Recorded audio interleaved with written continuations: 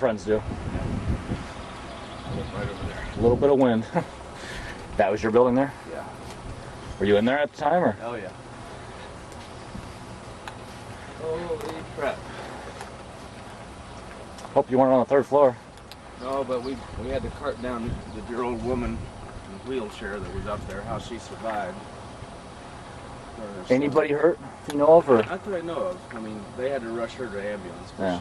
she's been recovering from brain surgery and cancer, and she was half paralyzed anyway.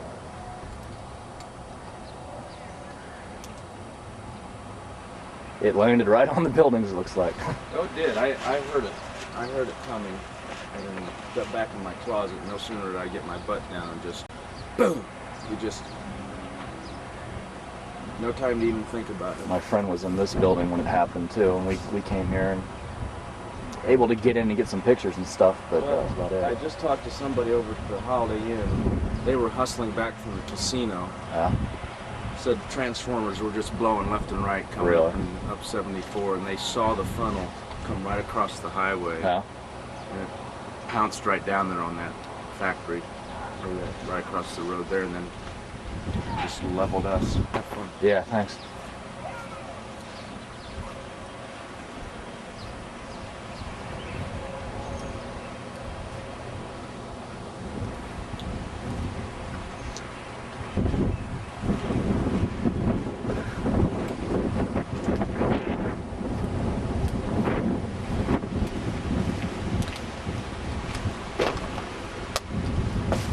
Oh.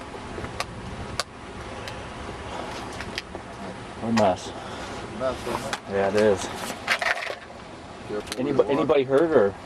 I don't know yet. Haven't really heard. Yeah. Let's hope not.